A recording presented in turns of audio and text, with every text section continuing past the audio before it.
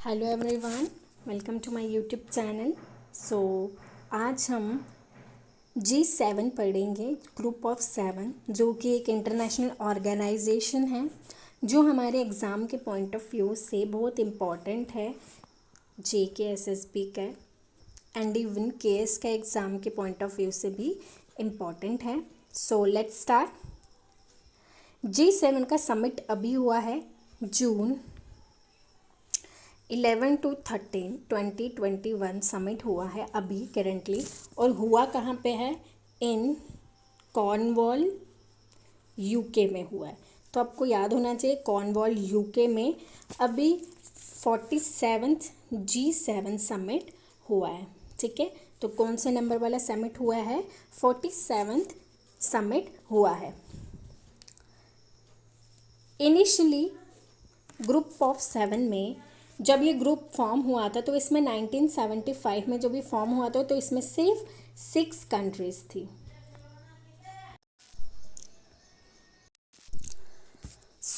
जब ये फॉर्म हुई थी 1975 में तो इसमें 6 कंट्रीज थी। 1976 में इसमें कनाडा ऐड हुई थी एंड 1997 में रशिया ऐड हुई थी। जब रशिया ऐड हुई थी तब ये G8 ग्रुप बन गया था। ठीक है, बट जैसे ही रशिया ने क्रीमिया को अनेक्स किया 2014 में तो रशिया को सस्पेंड कर दिया गया था। तो जो ये G8 ग्रुप था फिर से क्या बन गया?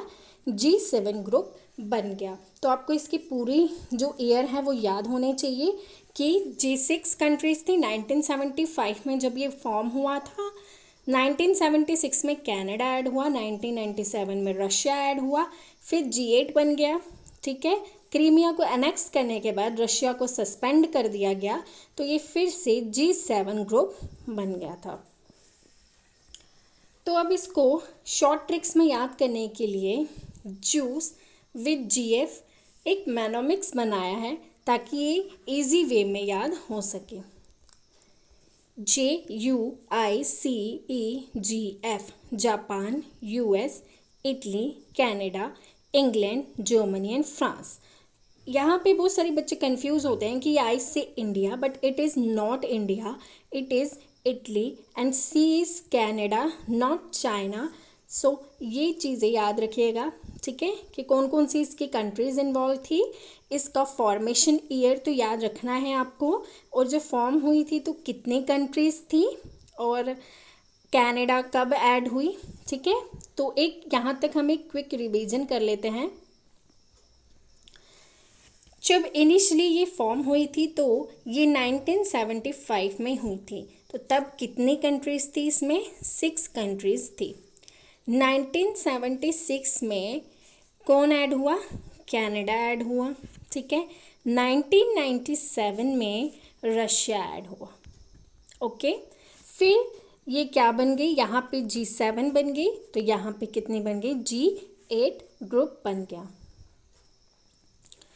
2014 में जैसे ही रशिया ने अटैक किया किस पे? क्रीमिया पे, तो इसको सस्पेंड कर दिया गया था। तो जो G8 ग्रुप था वापस से क्या बन गया? G7 ग्रुप बन गया। सो होप आपको यहाँ तक समझ आ गया होगा। तो इसके ये भी कंट्रीज़ भी याद हो गई होंगी। ओके, अब हम आगे मूव करते हैं कि जो G7 समिट हुआ है अभी, यानी कि जो 47th समिट हुआ है, तो आपको ये भी याद रखना है कि 2021 में जो समिट हुआ है G7 का, तो वो कौन सा समिट था? वो 47th समिट था, जिसमें कि यूके जो अभी समिट होल्ड कर रहा है, मीटिंग होल्ड कर रहा है, वो कौन होल्ड कर रहा है? यूके होल्ड कर रहा है। ठीक है, तो इनवाइट किया है यूके ने इंडिया को, Australia, south Korea and south Africa, in 4 countries को भी इन्होंने इनवाइट किया है, जिसको गेस्ट कंट्रीज़ बोला जाता है। ठीक है, और ये G7 कंट्रीज़ हैं। ठीक है, ये G7 कंट्रीज़ हैं और ये वो कंट्रीज़ हैं जिनको एज ए गेस्ट बुलाया गया है। अब G7 कंट्रीज़ का जो थीम था, build back better world, built back better world, ये है थीम। G7 का थीम क्या है? Built back better world.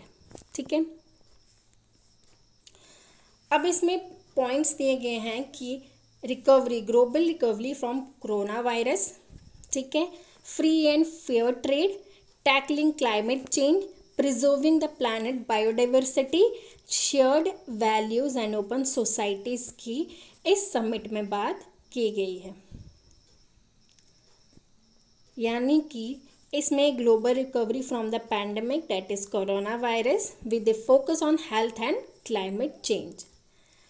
अब इसमें आपने एक इम्पॉर्टेंट चीज़ याद रखनी है कि कौन सा फर्स्ट प्राइम मिनिस्टर था इंडिया का जिसने G7 समिट को अटेंड किया था। तो वो थे अटल बिहारी वाजपेयी, जिसने G7 समिट को अटेंड किया था फर्स्ट टाइम।